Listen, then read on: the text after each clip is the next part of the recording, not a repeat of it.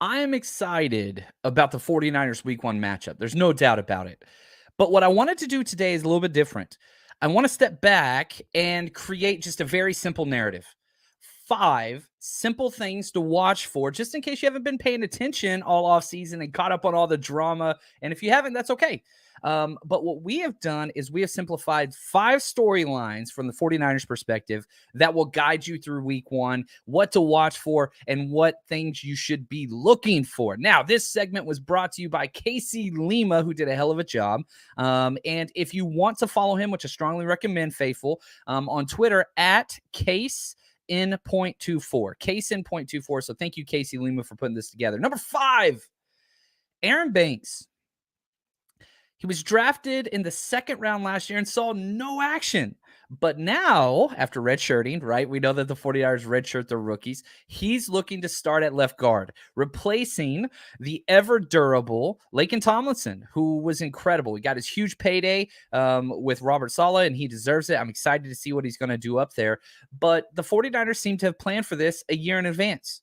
And so can Banks step in and be that new guy that's just the solid force on the offensive line? You've got 3 new starters on the offensive line minimum, and that's if McGlinchey can go, which I do expect that he will. Now, Banks is a completely solid run blocker, and he brings a completely different game to the left guard position than Laken Tomlinson. With Laken was just constant and dependable. That's just what he was. Banks is width. He is a mountain of a man. And maybe brings just, I would say, more of a eclipse style method to pass protection. It's just so hard to get around the dude. He's so freaking wide.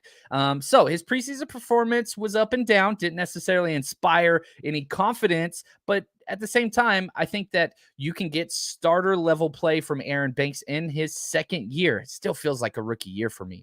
Now, Banks is going to need to improve quickly on the fly. Now, the good news is the schedule shakes out well.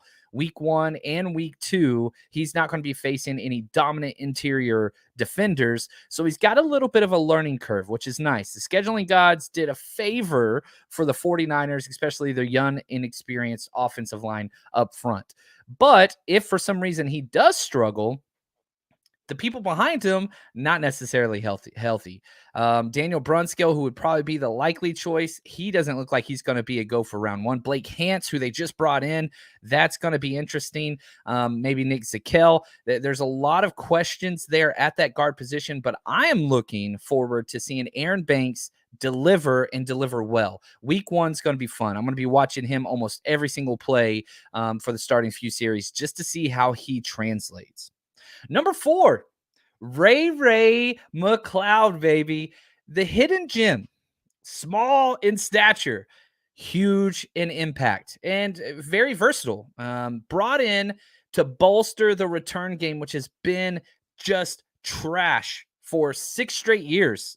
Richard Hightower, the special teams coordinator who Shanahan brought in, used to be teammates with Texas, finally said bye-bye to him. He is now on the opposing sideline week 1. He is the Bears special teams coordinator. Thank God for 49ers fans. Now, what can Ray bring? Now, a lot of people assume when you see a small-statured returner like Ray, you'll see him donning number 3. You think shifty and all those jukes and all that stuff. No. That's not what he brings. It's pure acceleration and not going side to side. He just gets going fast. He's not even a top speed guy, but he is small and he likes to run through arm tackles. So, although he's yet to score a touchdown in his career, which, again, the 49ers haven't had a return for a touchdown since Shanahan arrived. Maybe even past that. You got to go back a ways. But hopefully the return game can alter different games by flipping the field, helping your defense out by having a longer field to defend, helping your offense out by having a shorter field to defend. And on top of that, Ray is in competition for that number 3 wide receiver. When the 49ers drafted Danny Gray and you brought back Jawan Jennings, I was assuming Ray was going to be on the back end of that roster, kind of that number 5 wide receiver. No.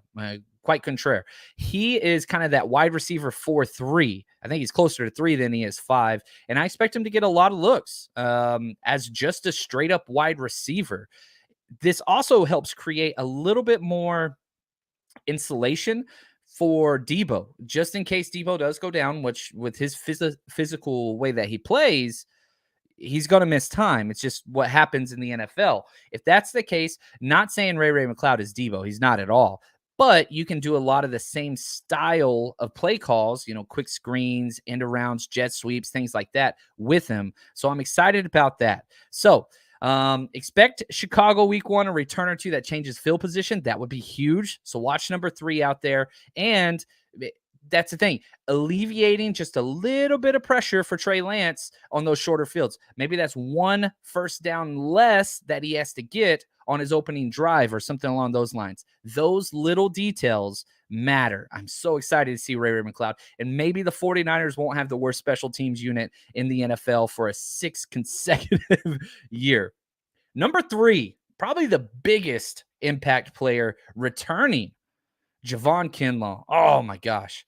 Expectations were so huge. His body, he's so huge. Everything about this guy is just huge. Had his knee injury, whether it's knee tendonitis, something left over from college, whatever, doesn't matter. Got it cleaned up in October, and his season ended. DJ Jones stepped up and dominated so much. In fact, he goes and gets paid. So happy that he went and got paid. But now it's Kinlaw's time. He's a first-round pick. He's picked 14th overall. A lot of people want to compare him to DeForest Buckner, completely diametrically opposed players. Yes, they play the same position, but again, he is much more of a brute force anchor, whereas Buckner's a little bit more of a finesse swim, side-to-side lateral agility guy. Buckner's incredible. But whenever you compare the two, it's not necessarily fair to either one of them. Javon Kinlaw is designed to stop the run game with a little bit of pass rush. DeForest Buckner's designed to get pass rush and be okay in the run game. Shanahan and Lynch and DeMeco Ryans and Robert Saleh all wanted to change the fact that they dominate against the run to force 3rd and long situations and allow the edge guys to come clean up. Kinlaw's going to be fun to watch. He seems healthy. He's gigantic. He has no body fat, which is incredible whenever he's over 300 pounds and as big as he is. Now, his production, while he has been on the field, it's been inconsistent, but he has shown lots of flashes.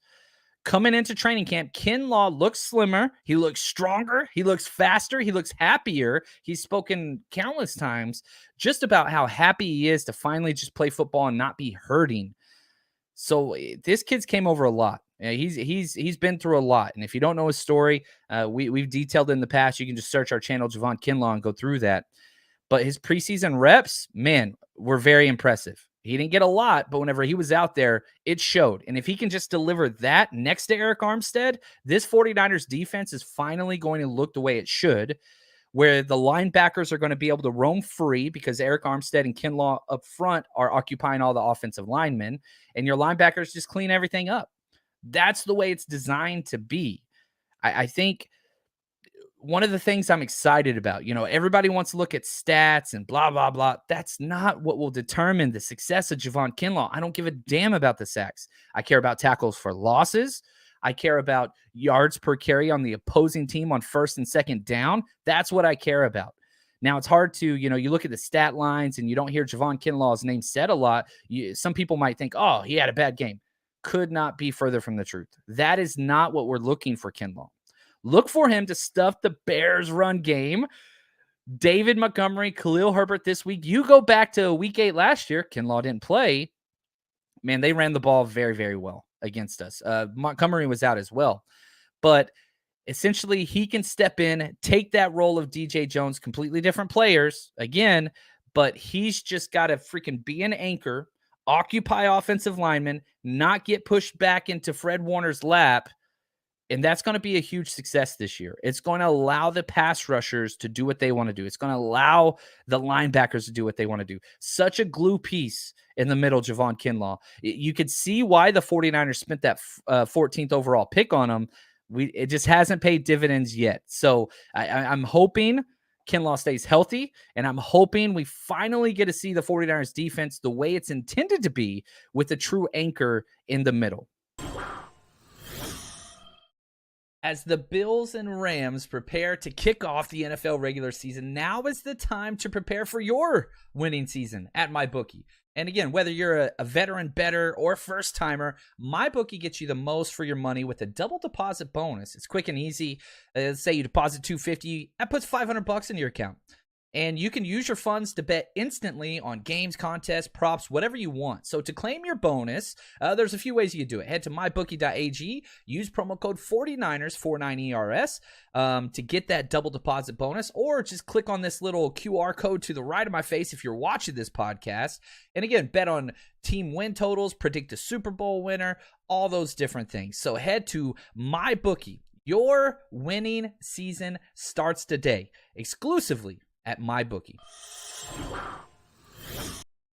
All right, the number 2 thing that you should be watching for on the 49ers side, week 1 versus the Bears. Nick Bosa, generational talent. Incredible. The most talented and indispensable player is primed for another big season. Incredible what he did last year. Kind of tapered off towards the end of the regular season. And whereas, TJ Watt and some other players, Myles Garrett kind of had some good weeks. And so lost out on the Defensive Player of the Year award last year. But it didn't matter. The season that he put up was huge. He's coming into this season better shape, if that was even possible, ready to go. 2 Pro Bowls, Defensive Rookie of the Year already under his belt, 24 and a half career sacks, including 8 in the postseason. He shows up when everything is on the line. Bosa's ascension will continue to rise, and on top of that, contract year, which is huge.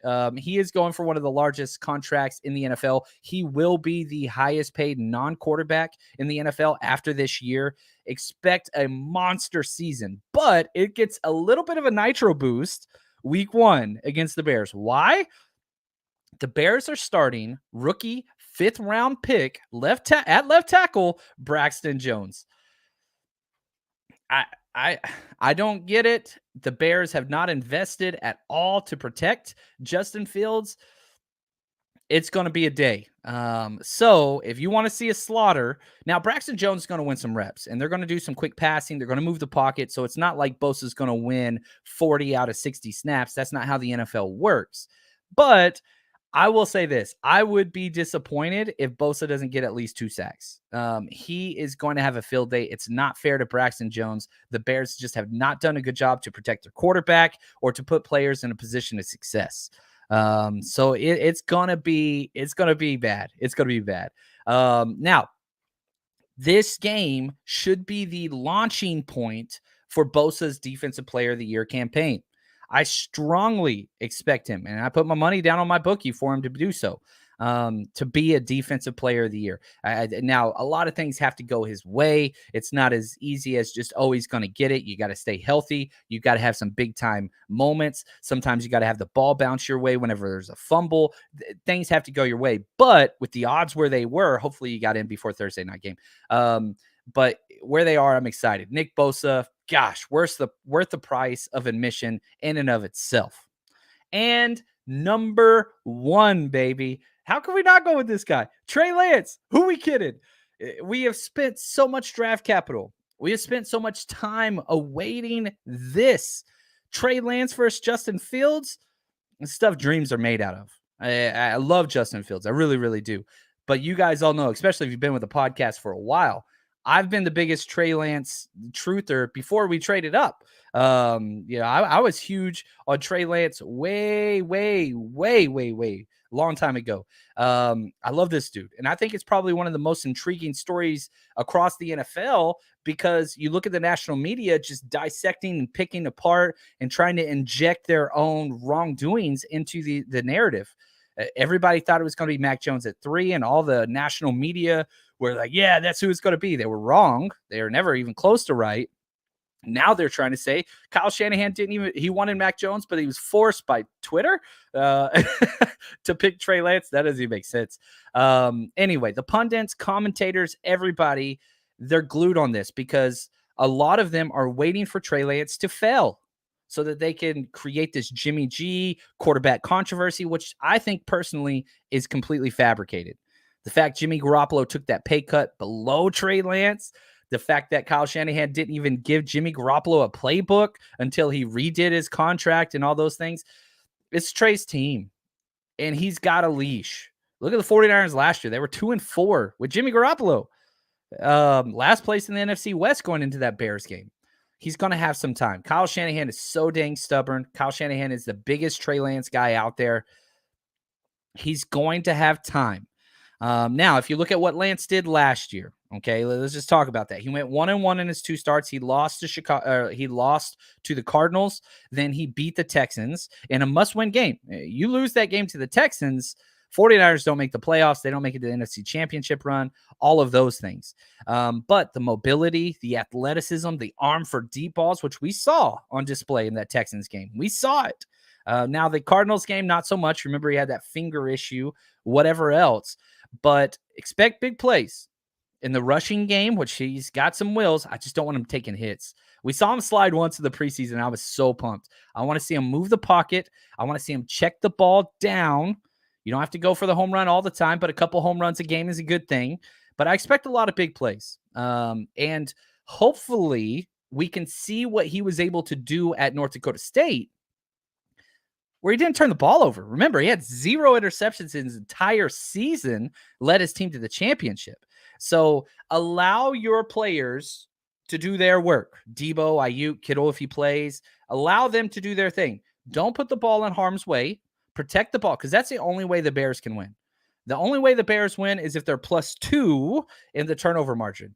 So 1 turnover, all right. 2 turnovers, now we're in trouble. I don't like that. You got to protect the ball. So punts are not a bad thing in this game because the Bears do not have an exciting offense. Field goals are not a bad thing in this game. It's not up to Trey Lance to win the football game, but Trey Lance can lose it. So I hope he's smart. He's going to go through some growing pains. He's going to have some awful games. I hope it doesn't come week 1. But I'm excited about this, man. I really, really am.